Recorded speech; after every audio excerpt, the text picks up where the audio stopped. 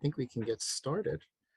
Good evening, everybody, and welcome from New Canaan Library. I'm Anthony Maricola, Manager of Adult Services and Programming. I hope everybody's doing well. If you were at the program last night, welcome back.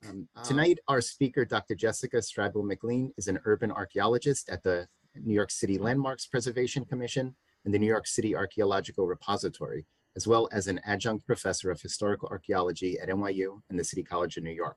She has conducted excavations in New England, Central and South America, and in 4 of the 5 boroughs of New York City. Tonight, she will discuss her forthcoming book, Buried Beneath the City, An Archaeological History of New York, which will be released May 2022. Dr. MacLean, thank you so much for being with us tonight, and the virtual floor is all yours. Good evening, everyone. It's a pleasure to be with you all tonight, albeit virtually. Anthony, thank you for that kind introduction and for inviting me to speak with you all tonight. As Anthony said, I am here to both introduce you to urban archaeology in New York City, and also give some glimpse of some of the narratives in our forthcoming book. And tonight I am speaking as an urban archaeologist affiliated with the Landmarks Preservation Commission in New York City. And so this book, Buried Beneath the City, that will be coming out this spring, is an effort on my part and my colleagues in the Department of Archaeology. And the subject matter is the artifacts, telling the history of New York City through the artifacts in the New York City Archaeological Repository. So to begin, I'd like to begin our talk this evening with a few simple questions to situate ourselves, beginning with the question, what is urban archaeology? And yes, you got it. It is the archaeology of cities. Archaeology is the study of the human past from the material traces and the things, also known as the material culture, left in the ground. As you're likely aware, urban archaeology is not unique to New York City. It's practiced in cities across the United States and globally, and it includes the study of both ancient and modern cities. The second question is, what is a city? What does it mean to be urban? And I think it's easier to recognize a city than to necessarily define it, but there are a few key characteristics about cities. And the first is size, right? They're geographically big areas. The second factor is density, right? Lots of people living closely together, side by side, and literally on top of one another. And its density is one of the things that amazes me. If we look at this picture here, right, the top, we have an environmental reconstruction of what Times Square looked like in 1609. And this reconstruction is based on soil borings as well as historical maps. And when we compare that to Google Earth on the bottom, it is just astounding the density of New York City, the concentration of people and buildings, and contrast that to, in essence, what in 1609 was a swamp in Times Square. The final aspect of a city is heterogeneity, and that in essence means that you have lots of people from all over living together, right? People of different ethnicities, of different religions, occupations, and so forth, all living together, and that it is the urban center that brings people together for various reasons. The third question that I want to speak to is, what is it that urban archaeology contributes? And in order to answer this question, we need to consider scale, and that's both macro and micro scale of analysis. So if we begin with the macro, the archaeology of urban areas and cities is to understand how cities develop and change through time. And in order to do this, we must think of the city as an artifact itself. And by this I mean the built environment, right? The buildings, the street layout, the infrastructure, and development through time. right? And in considering the city as an artifact, our analysis and perspective is consequently multi-scalar. And what I mean by this is, for example, if we consider the archaeology of a household in Brooklyn in 1830s, we must begin by first understanding the family and the site, the archaeological site, in relation to the block, then the neighborhood, then to Brooklyn as a city, right? Because it was still independent from Manhattan in 1830, before transitioning to place within the narrative New York, the United States, and the larger Atlantic world, right? So in essence, I like to think of it as the Grover's Corner speech from the play Our Town, for those of you who are familiar with that play. Right, so it is necessarily starting large, starting small, and then expanding our questions out large. If we return to the micro, that is the excavated data from archaeological sites, combined with the documentary record, can provide insight into the lives of undocumented city dwellers. And these insights can be also at the block level or at the house level or by individual family members. And this is all allowed because of the structure of cities and how they are established at the individual residential at the individual residential level, as well as the neighborhood level. We can then contextualize how life experience of these individuals and groups are shaped by race and gender, ethnicity and class, and in turn, how these human subjectivities are conditioned by time period and then historical context. So that's a lot there, but basically what we can, by examining the city as an artifact, and taking this multi-scalar approach, we can understand the city through time at multiple levels and in comparison to make larger regional comparisons. And finally, the question that we're often asked as urban archaeologists is there anything left to find, right? So with this fantastic illustration by David Macaulay, who some of you might be familiar with his other books, he wrote City, Pyramid, Empire State Building, but he gives us an opportunity in this illustration to peel back the asphalt and to see what lies beneath the city streets, right? And so what do we see? We see utilities, electric, telephone and cable lines, water and sewer drains, and we can also see transit infrastructure like subway tunnels, right? It's crowded down there. So this really prompts the question, is there anything left for archaeologists to find? The answer is yes. And how is this? Cities are often constrained geographically, right? Especially coastal cities such as Boston, New York City, or Philadelphia.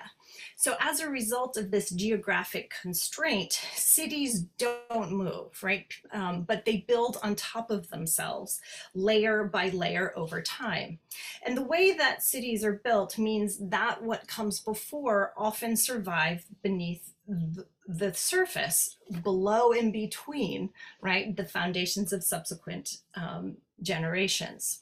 So if we take utilities, for example, in this photograph on the bottom right down here, and I hope you all can see my cursor, but we see archaeologists excavating underneath a large steam vent here.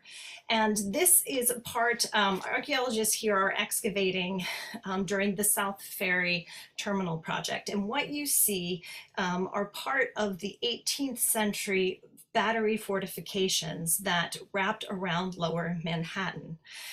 When these utilities were put in the early 19th and into the late 19th and early 20th century, right, they went in on top of the previous archaeology. So therefore, protecting what is beneath them. Another reason why Another reason archaeology survives is how subsequent generations of buildings are constructed. Modern construction is significantly more destructive than 18th and 19th century constructions, but archaeological legislation helps ensure that archaeology is done prior to building. And I'll come back to this in just a moment. In this image here on the left, right, again, these are David Macaulay's images. You can see two different building types in the city. You have the taller skyscrapers, the taller buildings built with pilings. And in this case, you have archaeological resources that survive beneath the pilings. This building here is what is known as slab construction. And the slab construction essentially protects anything that's underneath because they tend to have very shallow foundations. And the best way to think of them are like parking lots, like the example on the right. On the right here, we have a picture of downtown Brooklyn. And for any of you who have been to Brooklyn recently, know that there is considerable construction and that the skyline of Brooklyn is rapidly changing with the addition of many new skyscrapers in Lower Manhattan. I'm sorry, in downtown Brooklyn. But before this construction could happen, archaeology was conducted to make sure that any sites that would be destroyed by subsequent construction would be documented and the artifacts salvaged. So on the right, you can see that the asphalt has been removed and the top layer of fill that the asphalt was resting on. Beneath that, you can see a series of cisterns, and these are highlighted here with the red arrows, right? So we have 1, 2 cisterns here associated with a building lot. And then to the right here, we have a third cistern that's associated with the adjacent building lot. This green arrow here is pointing to an 18th century well, which is an earlier construction that was avoided coincidentally when the cisterns for the building was built. So a question for Anthony. Can you see the picture that I am talking about? Because there is a question that just came in saying they can't see the photograph. Yeah, I see it. You're on the slide that says yes, Hal? Yes, exactly. Okay. Yeah, I see it. I will, I'll speak to that person offline and see. Okay, perfect. So basically the buildings here on the photograph on the right, I'm asking you to use your imagination that they are the backyards of the townhouses that once existed before this parking lot went in. Now, cisterns are essentially means of trapping rainwater, and you can see the pipes that run from the cistern would have run from the cistern into the house, drawing water directly into the house. So once the house converts a well to a cistern, the well goes out of use and household trash is filled into the well. Similarly, when a cistern, when a building is connected to the municipal water supply, the cistern is no longer in use, and these become prime dumping areas for household trash, which is a bonanza for archaeologists, right? Essentially, we are going through through old trash to determine how people used to live. So when reviewing development projects in New York City, we know to look at the back lots of 18th, 19th, and early 20th century urban lots for these types of archaeological features prior to construction. Another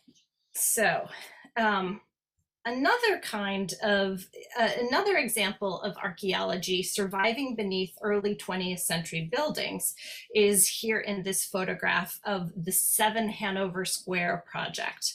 So in this photograph here, we're facing west, right? North is this way, and the white building is oriented west, to the west. This is another example of a large open plan blocks excavation, and 7 Hanover Square is located in Lower Manhattan. And this particular project was conducted in 1980s in the advance of a building of a single office tower, which is today the Guardian Life Insurance Building at 7 Hanover Square. So in the photograph on the left, you can see the outlines of foundations here emerging from the soil. These foundations were drawn by the archaeologist excavating the site and can be seen in the site plan on the right here. The black lines are stone walls that date to the 17th and early 18th century. The light gray walls are brick, and those date to the late 18th and early 19th century. And these mottled lines here are concrete construction from the late 19th and earliest 20th century. So the challenge we have as urban archaeologists is to spatially tease apart and interpret the different construction episodes, but you can see how they are laid on top of one another, preserving the traces of earlier generations of structures in Lower Manhattan. Now, I want to take you to the backyard of one of these lots, and that's building lot 14. And this is an excavation unit that was excavated in the backyard of one of those building lots.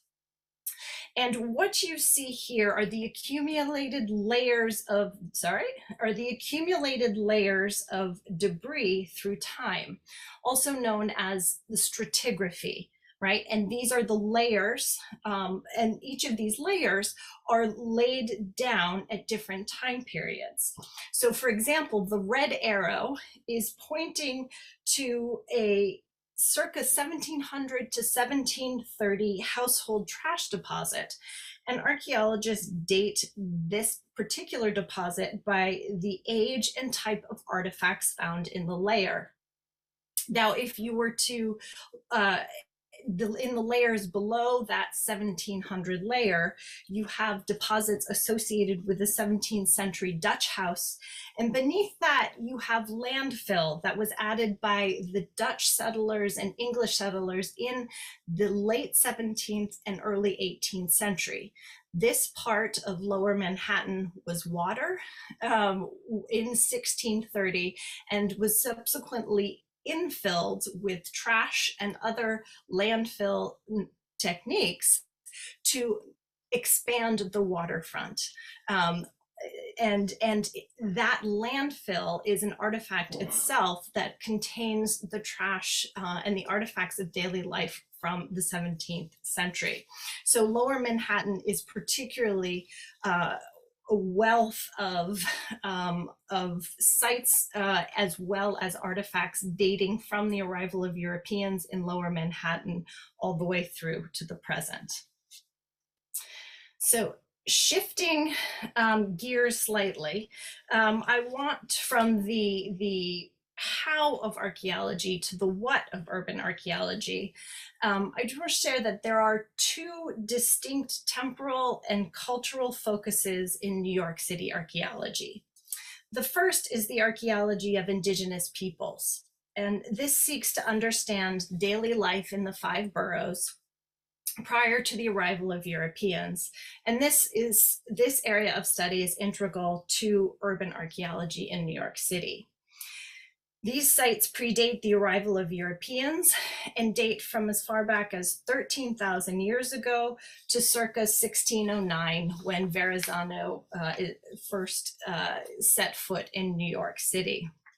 The majority of the sites associated with Indigenous peoples are found in Staten Island and in coastal sites in Bronx and Queens, because of the density of development in other parts of the city have eradicated some of these earlier sites with later European occupation.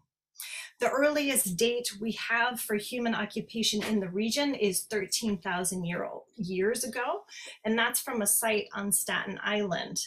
And it's also likely that submerged sites dating to 13,000 years ago, if not earlier, can be found on the floor of New York Harbor. But because of rising sea levels with the melting of the glacier in the last ice age, those sites are now submerged on the river floor. So those can be accessed in the future during underwater archaeological excavations. The other focus of archaeology in New York City is what is known as historical archaeology, and the majority of sites date from the arrival of the Dutch beginning in 1624 to the present.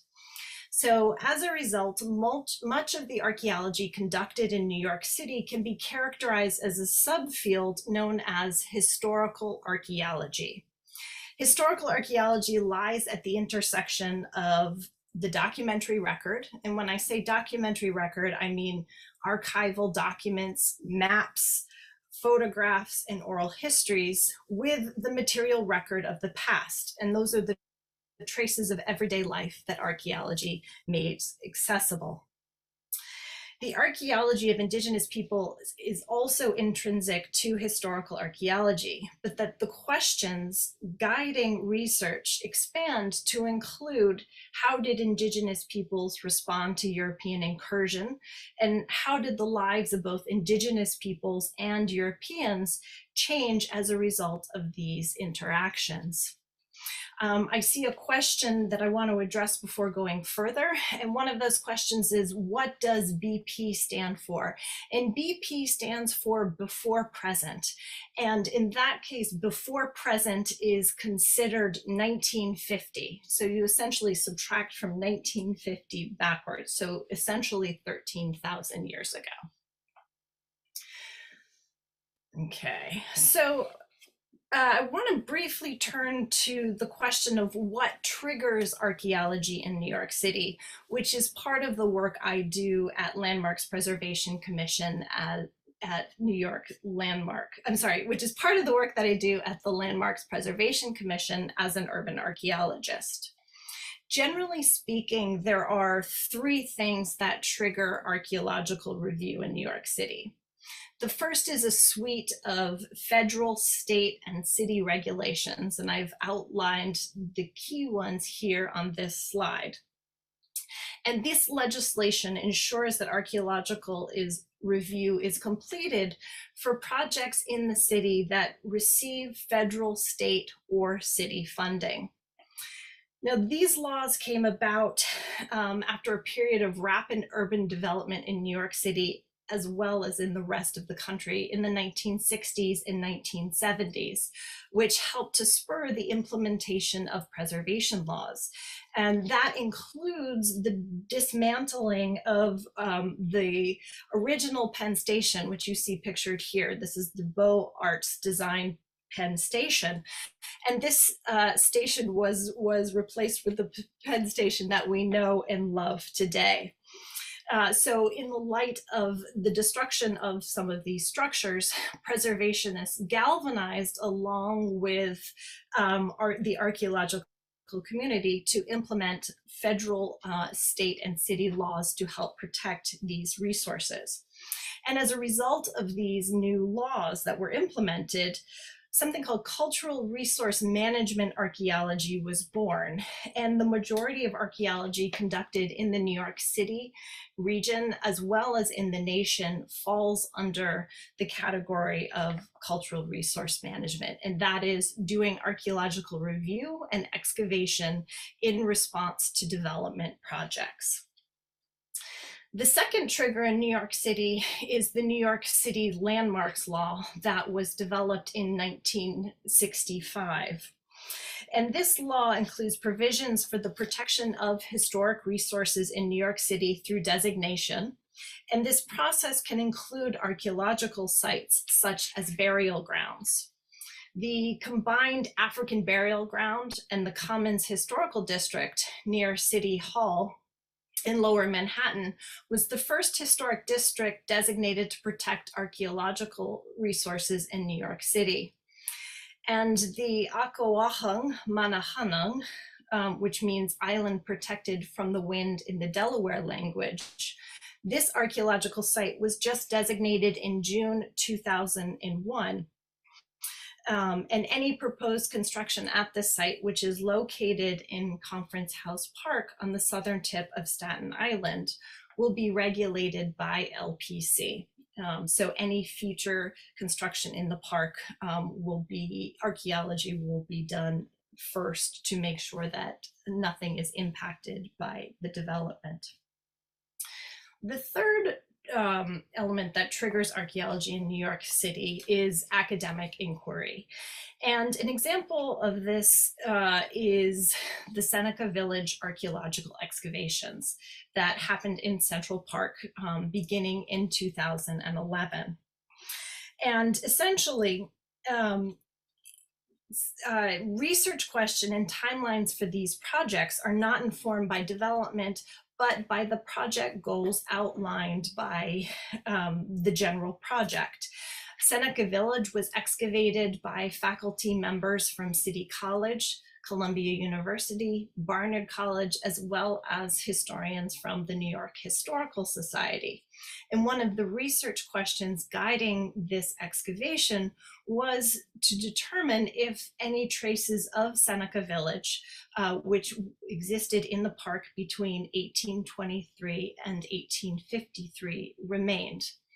I'm going to come back to this particular subject toward the end of the talk, but this tends to be the smallest, the fewest projects are initiated as a result of academic inquiry.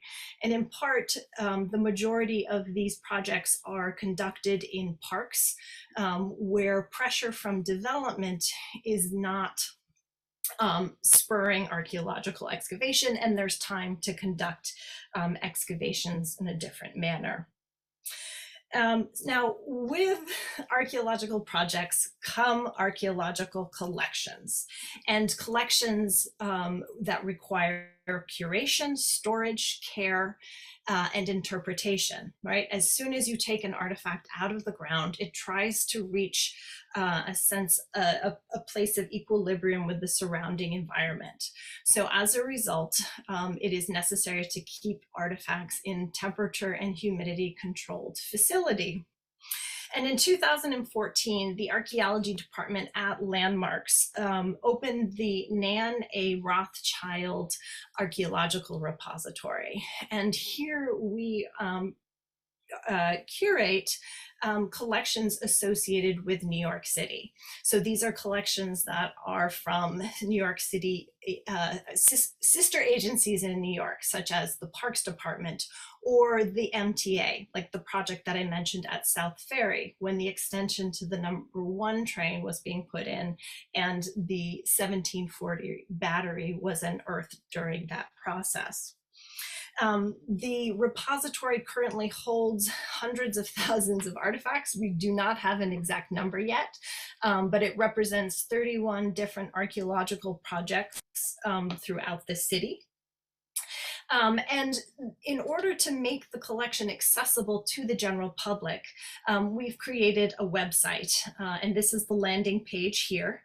You can find us at archaeology.cityofnewyork.us. And we are creating essentially an online database of the collections held by the city. So we are photographing, we have exhibitions that we post online, but essentially it's a way to make these collections accessible and available to the general public.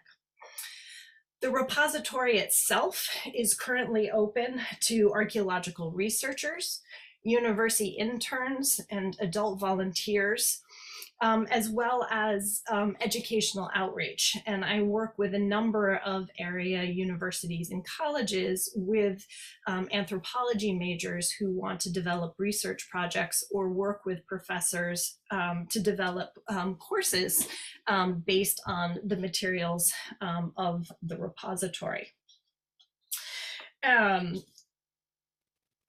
Yeah, so unfortunately, size, we have a very small, the repository is very small physically, and space, like with much of New York City, is very hard to come by. So we will be considering down the road ways to find other places to store artifacts as our collections expand. All right, so I want to turn now to some of the artifacts and narratives from our forthcoming book, Buried Beneath the City. And with this, I would like to begin with a 3,000 to 4,000 year old bowl that we have in our collection.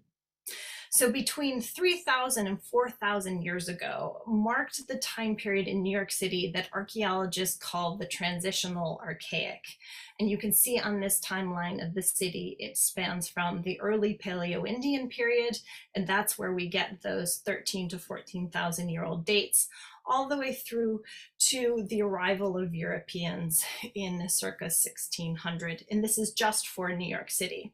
So I want to focus our attention on the Transitional Archaic, which is circled there in red, and that's 3,000 to 4,000 years ago. And during this time period, we have the appearance in the region's archaeological record, the first appearance in the region's archaeological record of steatite bowls. And these are the oldest surviving containers used by indigenous peoples in the Northeast. And they represent a revolution in cooking technology. So what do I mean by that? So steatite is, another word for steatite is soapstone. And it's a broad category of soft stone that has a very high talc content, which makes it soft, easily carved, and it also, right, the fact that it's easily carved means that it's easy to make these vessels, make this stone into vessels. Now, these bowls served a range of purposes. They have been found in the region in burials, suggesting that they had specific social or political or ideological significance, but they've also been found in domestic settings and were used for cooking. And it's their high talc content that makes them conduct and retain heat efficiently. In other words, sort of the ideal material for cooking. Now, in the early and middle archaic period, food was prepared by placing hot stones in water-filled hides, like deer hides, that were then used to simmer and boil the contents of whatever was in the bag. Now, such containers, however, could only be placed adjacent to the fire, but they couldn't be put on the fire or they would catch on fire and combust. Steatite vessels, in contrast, conduct heat efficiently, transferring it directly through to the contents without damaging the vessel.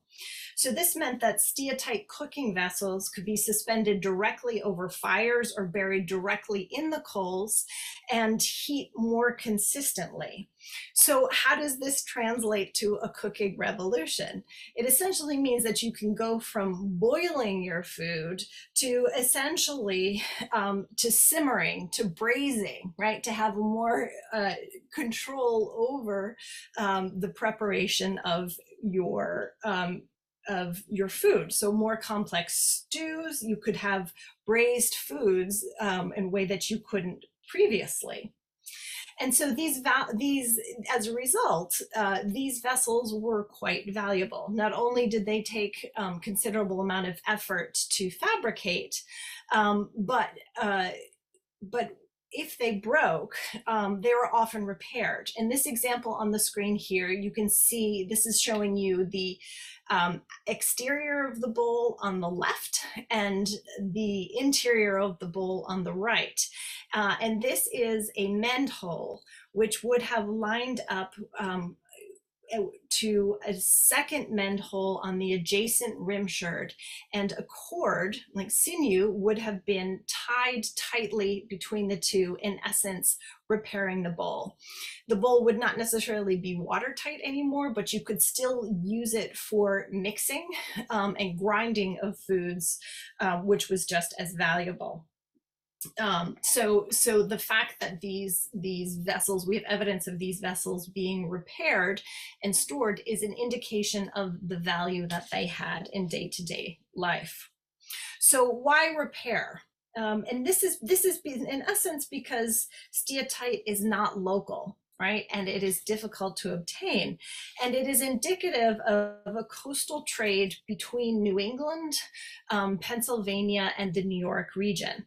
This is a map from 1655, defining in essence the European colonies, or I should say the land claimed by European colonizers in 1655.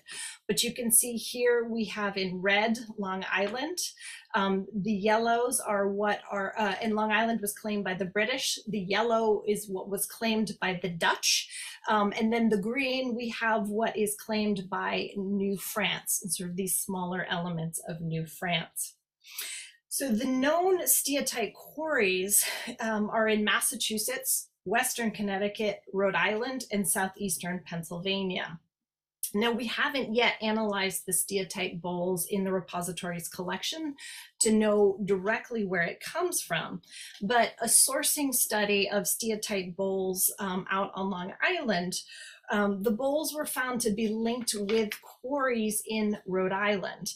And it's believed that the unfinished bowls the bowls were quarried, were not finished, but then shipped through essentially the Long Island Sound into Long Island in New York, where they were then finished by the archaic peoples living in the region.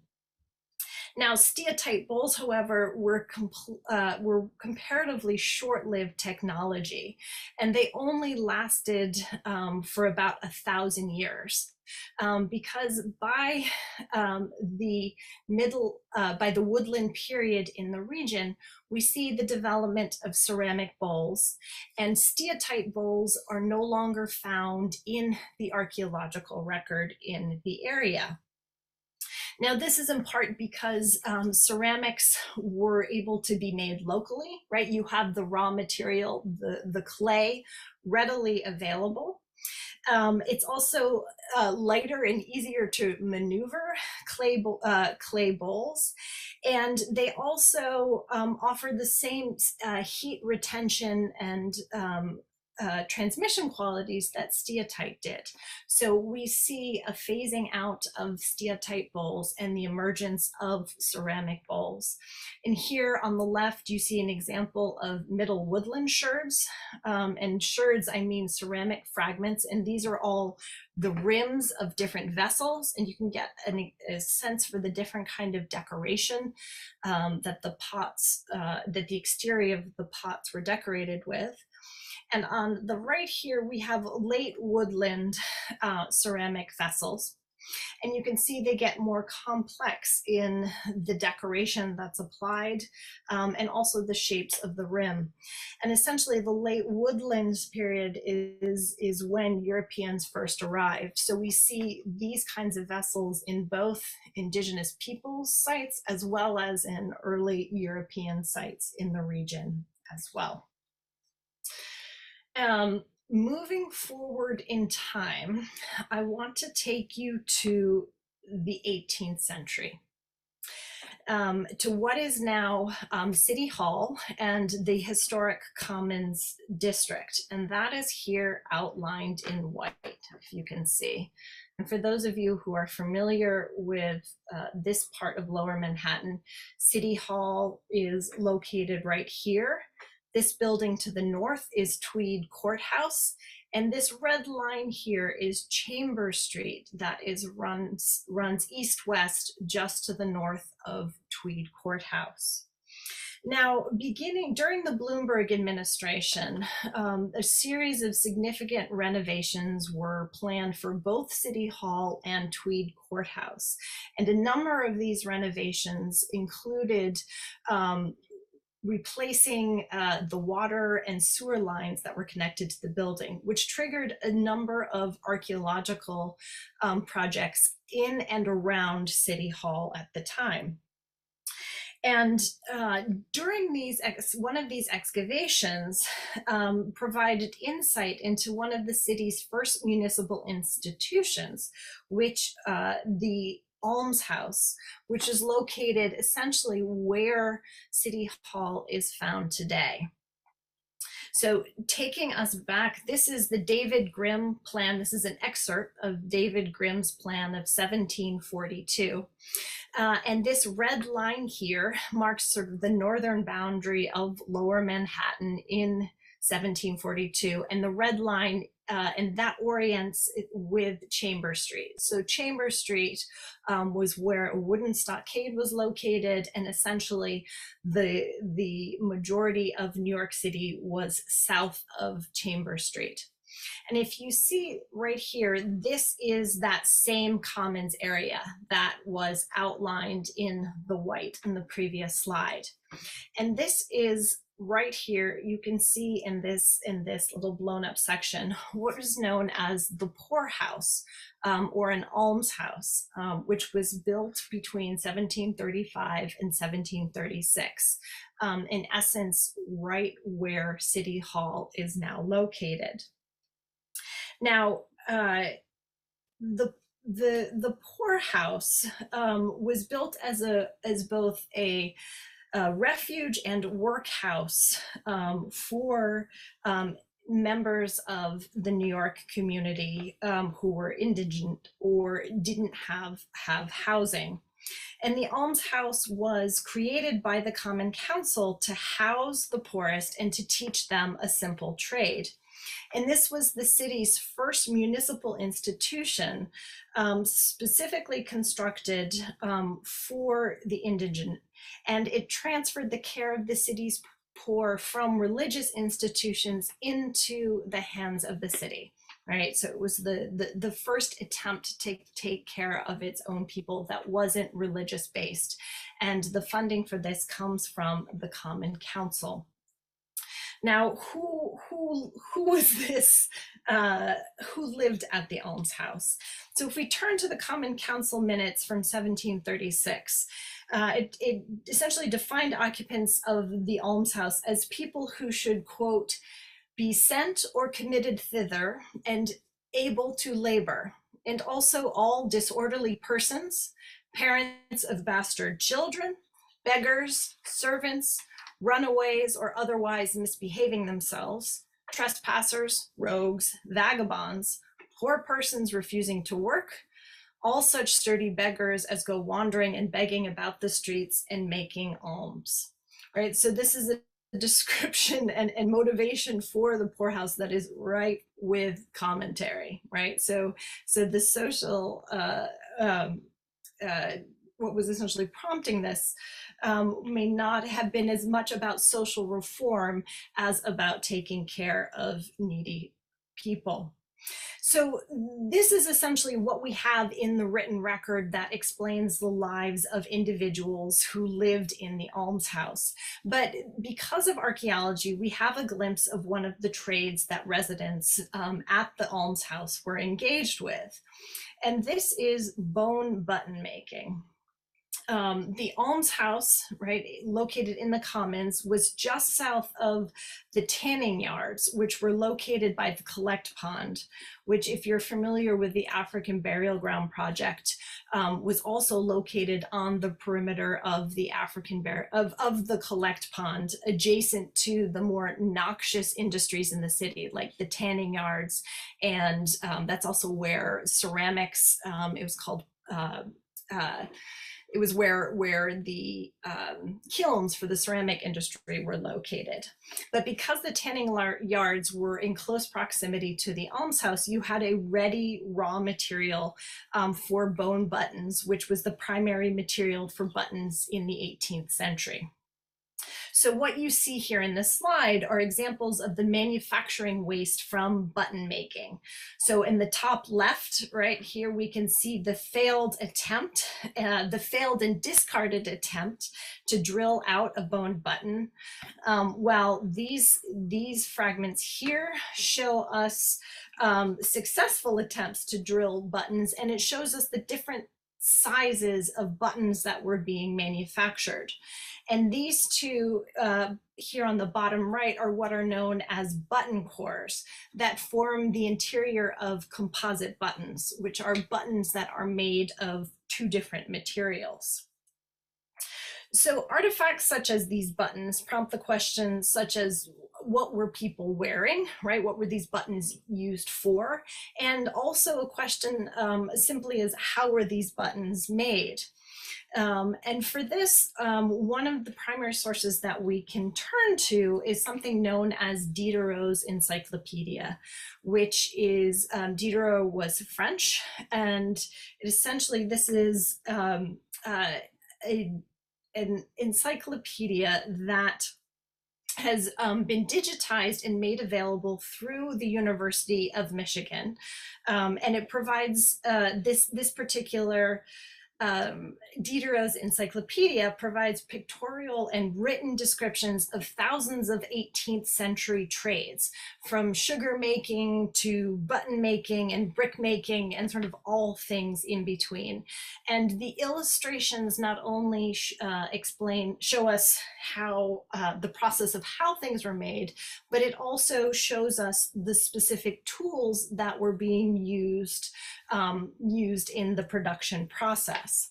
So if we here take a closer look at the tools that Diderot illustrates, we can see a range of drill bits here in the top right. And these different bits would produce different patterns on the subsequent button, like this one here in the bottom right, was probably used with a bit quite similar to this number one drill bit here that gives you these raised ridges. It also helps us understand that these holes in the center of these buttons are from the manufacturing process and don't have anything to do with the actual attachment of the buttons on the garment, right?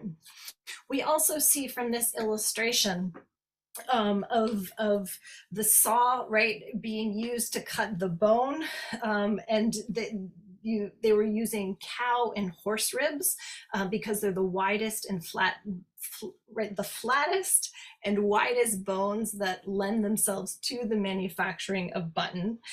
We can also see in the background here this wheel powering the drill.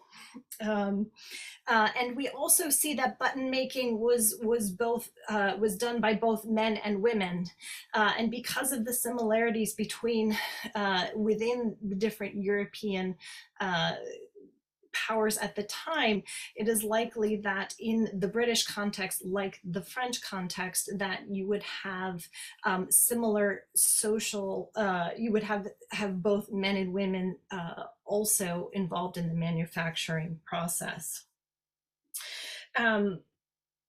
So in terms of understanding how these particular buttons were made, we can turn to 18th century portraiture and the collections in New York City at the New York Historical Society, the Met, the Museum of the City of New York, provide a rich pictorial history of New York City that we can draw upon. And you can see in this picture here, you have the Rapallia children. They are the children of a wealthy New York City merchant in the 18th century who is descendant of Dutch immigrants to Manhattan, and this was painted by John Durand in 1768. And we can see in these children the fashions that were popular of particular social class and how fashions were different along gender lines, boys and girls in this particular case. So if we zoom into the picture, it helps to explain what I meant when I said these bottom two discs in that photograph are button cores. And essentially what button cores, that you would take the core and you would attach textile to the button. And in the case of the young man's waistcoat on the right, the fabric matches the waistcoat that's put on the button, right? You have buttons of different sizes. If you look at the white waistcoat on his brother, we have the smaller buttons. These bone cores would also be used on these outer garments. So this is the coat, the outer coat, and you can see these buttons are made of a copper alloy, likely bronze, and the bronze sheets would have been stamped, sort of press molded into a particular pattern, and then that thin copper sheet would then be put on top of this bone button core here. So bone, these buttons were also, right, you mostly see buttons on men's fashion. Women did not wear buttons during the 19th century. Hook and eye or lacing was used to, I'd say cords in terms of lace, not decorative lace, were used to tie women's garments. So when you find bone buttons during the 18th century, they predominantly were from male clothing. And eventually these bone buttons were replaced in the 19th century by imported ceramic buttons that look like milk glass, but are actually porcelain. And then as New York expanded into global markets, you start to see buttons being made of tagua nuts from South America, which were much easier to fashion into buttons, and then new and cheaper raw materials in the form of bakelite and early plastics that are coming from South American tree sources as well. So this is a project gave us a chance to understand a little more about the individuals who were living at the New York City almshouse, right? Which we wouldn't have otherwise known without the access that archaeology provides. So I want to take the last 10 minutes here to conclude with one more case study that is included in the book. And all of everything I've talked about so far, we talk about in greater length in the book. But I wanted to just give you some glimpses of here.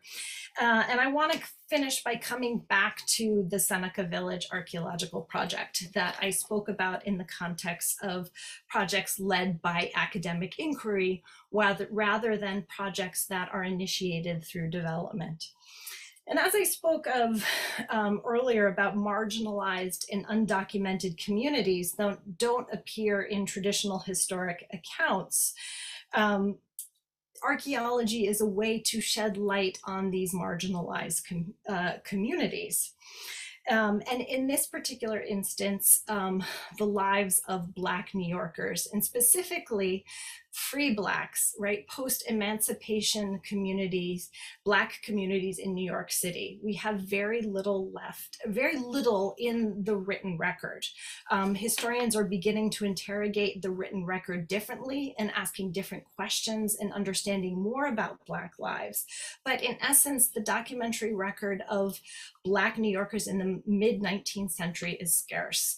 And if you were to go and look at the archives of the New York Public Library or the Museum of the City of New York, there are only a handful of representations of Black lives in the mid-18th century. These are a few of the prominent families that were photographed, but the day-to-day lives of these individuals is largely unrecorded. So the intersection of these lives, like the almshouse residents, lies at the intersection of archaeology and the documentary record. So I want to take us to before Central Park was constructed. The area that is now the park was home to approximately 1,600 people who lived in farms and in small villages. And you can see in this photograph here, and I'm sorry that the quality isn't better, but you can see in the distance here a farm, and this is adjacent to the newly constructed cross through at 96th Street and 8th Avenue in 1862. So this is the very beginning of the construction of Central Park. Now, one of the villages that were located in the area of Central Park is known as Seneca Village. Seneca Village was located between 82nd and 89th Street, between 7th and 8th Avenue. And so this is essentially Central Park West, just north of where the American Museum of Natural History is located today. And beginning in 1820 and continuing through 1856, land was purchased by the African Methodist Episcopal Zion Church for a burial ground. The church was located in Lower Manhattan, and they looked further north for area for their burial ground. This effort was followed by free blacks buying land and other free blacks who bought land and then built homes, right? And by 1850, the village consisted of 250 individuals, 2/3 of whom were black, and the remaining third were Irish immigrants. And this is all according to the 1850 census. Now, Seneca Village allowed the possibility of land ownership, a safe haven free from daily discrimination and the threat of violence in Lower Manhattan, and in 1820s, increasing threat of being sold into slavery in the South. At this time, changes in the voting law also made it increasingly difficult for Black men to vote. That suffrage laws required ownership of land worth $250 and at least a 3-year residency in New York City, whereas whites were required 1-year residency and there was no requirement to own property. So Seneca Village gave Black men and Black families the opportunity, Black men the opportunity to vote, and Black families the opportunity to establish farms and communities away from the essentially the racism and violence of Lower Manhattan. So Seneca Village was realized through the agency of free Black New Yorkers, something that was unattainable under enslavement. And Seneca Village essentially became a middle-class community of free Blacks. Now, the middle class for Black families in the mid-19th century cannot be characterized in the same way as the middle class was defined for white families. Profession was not a class marker for African Americans in the 19th century because only service and labor positions were open to them. Men could be barbers, waiters, coachmen, or porters, whereas women were allowed to be domestics or washerwomen, right, where they would often take washing into their homes. Seneca Village, in contrast, had 3 churches, an associated burial ground, and school. So for middle-class Black New Yorkers, home ownership, ownership of land, church membership, and education became the primary means of essentially expressing a middle-class existence. So that's significant insofar as Seneca Village had the 3 churches as well as 2 schools. Now, in the mid-19th century, Manhattan's growing population and crowded conditions led wealthy reformers to propose the creation of a large municipal park, citing, quote, "We want a park uptown to remove the hog pens and filth that crowd the people in the upper parts of our city," in what historians Roy Rosenzweig and Betsy Blackmar call an early form of urban renewal in their book called The Park and Their People. So central to this campaign was the demonization of residents living in the area of the proposed park in New York City's papers, and so this results in the narrative that you find in the documentary archives when searching for Seneca Village. So you can only sort of find these biased narratives. In 1855, Egbert Viele was commissioned to make a topographic survey of the lands in What Central Park, and that's the map that's seen here. And this was part of the process of taking the land through eminent domain. So beginning in 1856, the communities were cleared from the park, and by 1857, the final individuals were forcibly removed. And with that, essentially these communities, like in Seneca Village, were erased from public memory. So beginning in 2011, archaeologists from City College and Barnard College in Columbia set out to see what they could find of Seneca Village, spurred in part by Rosenzweig and Blackmar's book. They used a combination of historical maps and ground penetrating radar to locate the foundations of houses. So essentially GPR is a tool, ground penetrating radar is a tool used by archaeologists to map underground features like stone foundations using radio waves that bounce back and create a map of the subsurface. So because of the historical documentation, archaeologists were able to identify specifically the households in which they were excavating. And here you can see what is the excavation happening in the Wilson family household. And this was home to Charlotte and William Godfrey and their 8 children. And the artifacts excavated from the Wilson house included slate pencils, bone toothbrushes, fashionable teapots, shoes, clothing, buttons, among other artifacts of daily life. So here in this image here, you can see one of the bone toothbrushes that was excavated here on the left. So the head and the boar bristles would have been here, and that's been snapped off. And here we have a slate pencil. And so what, right? These seem to be fairly pedestrian artifacts, not very exciting or interesting when you think about what we have in our homes today. But if you consider, for example, this toothbrush, right? In 1920, which is 70 years after the Wilson family lived in Seneca Village, only 20% of people in the US had toothbrushes. So if we have, about 200 or so people on this Zoom talk tonight, that would mean that about only 40 of you would have brushed your teeth today, right? So toothbrushes weren't something everyone had, and yet a toothbrush was found in the Wilsons' home. So what does this tell us about the Wilsons, right? What was important to them? That health and hygiene and the maintenance of health and hygiene was integral to their family. So a family brushing their teeth in 1850 was significant, whether they were Black or white. And this helps us to understand the Wilson family as individuals and what a middle-class Black family in 1856 found important. In considering the slate pencil, this pencil was found beneath the floorboards of the Wilsons' house. And slate pencils were used by both adults and children alike.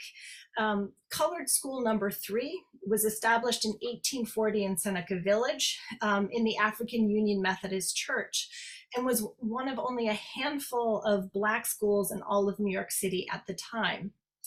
So the 1850 census indicates that all 5 of the Wilsons school-age children attended school, as did 3/4 of the Seneca Village children.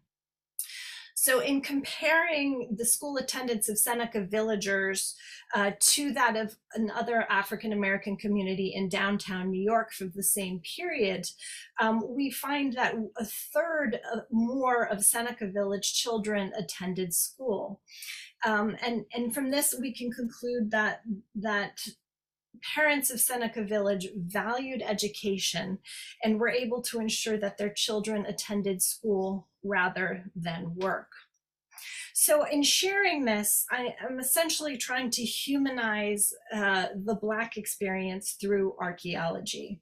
So in this final slide here, we have what's known as a transfer printed teapot. This was made in England between 1842 and 1855. It wasn't inexpensive or uncommon. It's elegant in its shape and in the Florentine pattern that has been printed on the surface of this teapot. This teapot wasn't found in the Wilson's house, but in the side yard that was shared by the Webster and the Phillips families, who also resided in Seneca Village. And in the 19th century, sharing tea was an important way to form friendships and build community for middle-class women. And we can imagine perhaps Eliza Webster and her friends gathering for tea at her house. And it's artifacts such as this teapot that humanize the Black experience through archaeology, and I think emphasize the importance of what archaeology can understand, can contribute to our understanding of daily life in the past, and particularly with marginalized communities like the almshouse and Seneca villagers who are otherwise invisible in the written record.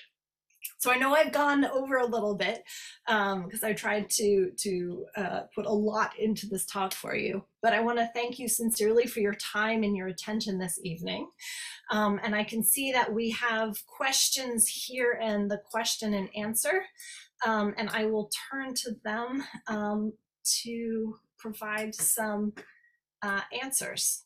The pylon construction allows for much taller buildings than the slab construction.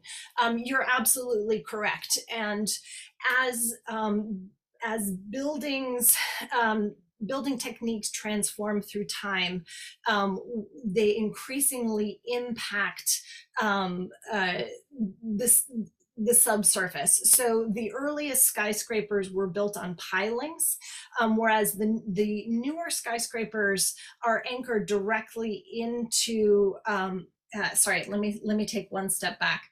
The earliest skyscrapers, if we were to look at the New York City skyline, the earliest skyscrapers are anchored to the bedrock using pylons. So if you look at the profile or the skyline, you can see distinct areas where the tallest buildings are concentrated, and that's because they are closest to the bedrock where the pilings are then anchored.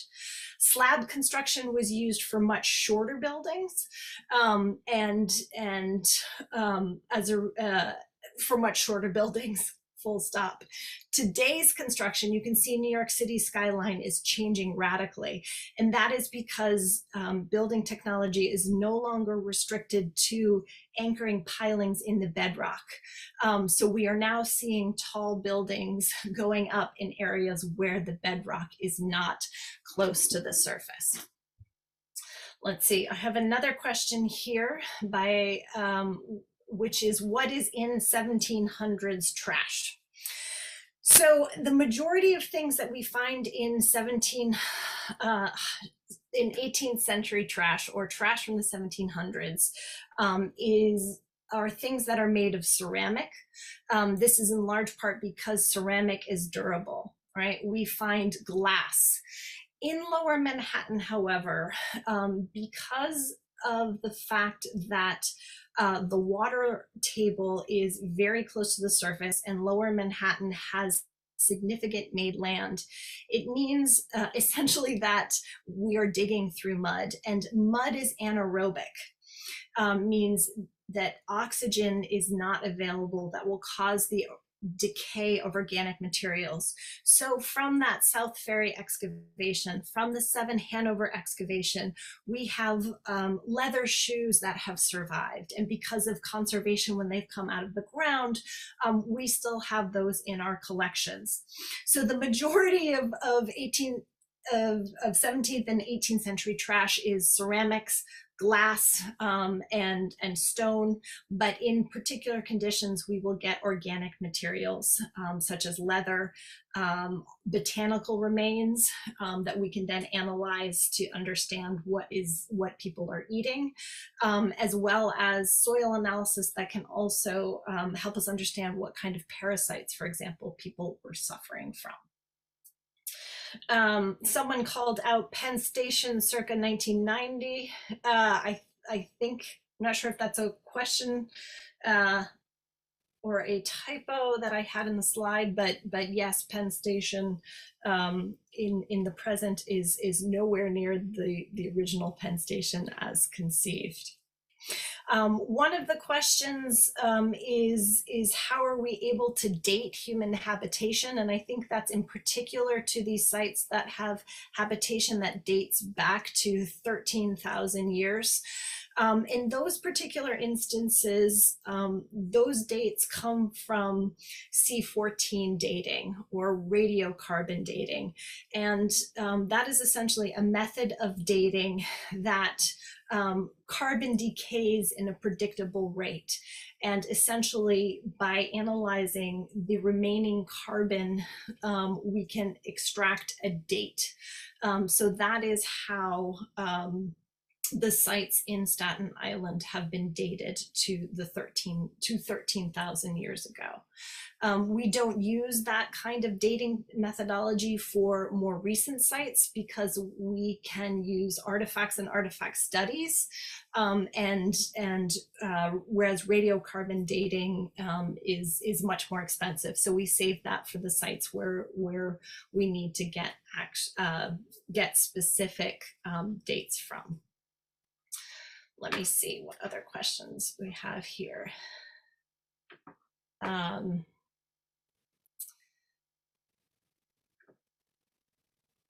There's a question about how the steatite bowls compare with vessels in Mesopotamia or ancient Egypt. I cannot answer that question. I do not know.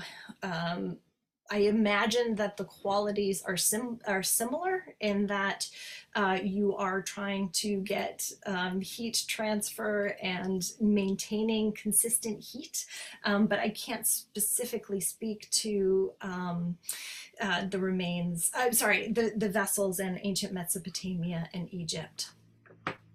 I have a question about Seneca Village. Were they forced to leave? The question is, when the Seneca villagers were forced to leave, were they relocated to another specific area or just dispersed and left on their own to find a new place to live? That is an excellent question. Seneca villagers were not relocated, and efforts have been made to trace the identities of the families through subsequent census records to see where members moved to. To date, we have not been successful in identifying subsequent addresses of Seneca villagers, but a small part of the congregation of the All Angels Church stayed together because the All Angels Church was actually physically removed and moved 5 blocks to the west where it was resituated. So that helped anchor a portion of the Seneca villagers' congregation. That church burned later in the 19th century. So that congregation was then reformed and associated with a church now in Harlem. But in essence, Seneca villagers were forced to disperse and find new places to live. Were there any other villages in Central Park? Yes, there were a number of other villages. There was another village of free blacks called Yorktown, and that was removed earlier in the 19th century for the creation of the Central Park Reservoir. But there are also other villages of mixed race communities that include German immigrants, Irish immigrants. So it wasn't just free blacks that were displaced with the creation of Central Park, but a number of individuals who had farms and villages. Do you have to be an archaeologist to be a volunteer at the repository? You do not. I would recommend finding us online and sending us an email, and we can continue that conversation more. There is another question directed at me. How did I get into urban archaeology rather than ancient civilizations? Prior to my work in New York City, in the early part of my career, I worked in the Andes with the Inca Empire. And what I discovered was that the period that interested me most was the time when essentially Europeans first came in contact with the indigenous communities of the Americas. And what interested me the most was sort of the resulting cultures that formed as because of these colonial interactions. And so my own work, my dissertation work was done in the Caribbean on a sugar plantation. So my interest is in essence the Atlantic world and understanding how people and goods and things moved through the Atlantic world in the early modern period. We have one more question here, which is how do federal, state, and municipal grants or funding aid in your work? Do they compete with each other? Are there financial limitations to what can be accepted? There are grants that are available for archaeologists doing work in New York City. The majority, because at Landmarks we serve in a regulatory capacity, most of the work that we do is reviewing the work of the archaeological consultants hired by the developers to do the work in advance of development, in the advance of construction. So the majority of grants for archaeology would go towards those projects that are sort of academic inquiry based.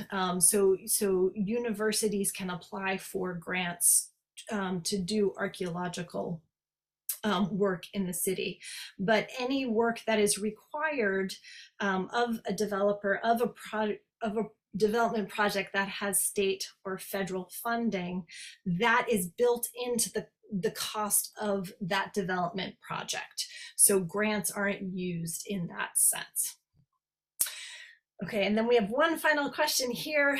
Any evidence of climate conditions in different time periods from archaeological investigations? That is an excellent question. The archaeology that has been generally does not go deep enough to get a comprehensive record of changing environmental conditions. The Old Place Neck site on Staten Island, I would direct you to the Landmark Preservation's webpage. At the Landmarks website, we have the archaeological reports of projects that have been conducted in the city. And one of these reports is a report geared to the public for the Old Place Neck site, or just go ahead and Google that, Old Place Neck. And there, the archaeology does show how, as the climate warmed and moved out of the ice age, you get the development of a coastal ecology that we are familiar with today. So that archaeology project shows the changing environment through time because it is relatively undisturbed. However, the majority of environmental reconstruction comes from soil borings, and these are large bores that are generally taken in the rivers, also in New York Harbor, and those give us a much better sense of changing climate conditions through time, and that includes the previous two ice ages. Those reports are similarly online, and you can also just send an email to the repository and I can help direct you to some of those particular reports regarding environmental reconstruction. This is another great question. How is landfill done without heavy equipment? That's an excellent question, and we discuss some of that in the book. But very quickly, if you remember there in the opening slide, there are archaeologists disguised with hard hats and reflector vests, and they're standing on the exposed remains of a ship that was excavated at the World Trade Center site in let's say 2000 in the most recent excavations at the Trade Center. So ships, when they were essentially no longer seaworthy, they would be stripped of all things that could be salvaged. Then the hulls of the ship were sunk into the water, and the ribs of the ship created a natural means of holding the trash that then is subsequently deposited in the into the landfill. So essentially there's an open call for everyone to bring their trash and dump it into these ships. When we have found to date 5 ships buried around Manhattan that were used to create cribbing for landfill. The South Ferry Archaeological Project, there is a public report online as well as the Archaeologist report.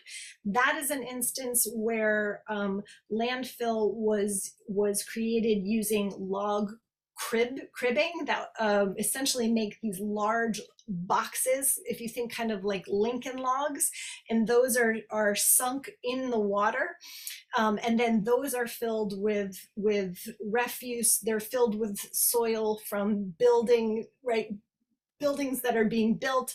The soil excavated from the basements are thrown in those logs, thrown into that cribbing to make land. But essentially the cribbing in the ship's hulls prevent the tide from carrying the landfill away. Boston is similarly made of extensive landfill, and there is an excellent book by Nancy Seasholes that talks about the process of land making in Boston. But both the British and the Dutch were engaged in the practice of expanding land and building out into water, essentially for access. So developers would buy water lots and fill them with trash. So I think that we've addressed all the questions, and I want to thank you all for hanging in as long as you have, and your patience tonight. Oh, thank you, Dr. MacLean. That was a truly wonderful presentation, and thank you so much for being with the New Canaan community this evening.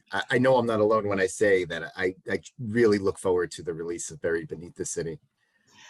Wonderful. Well, thank you. And any further questions, you can find us at the New York Archaeological Repository, and there's an email under the Contact Us section.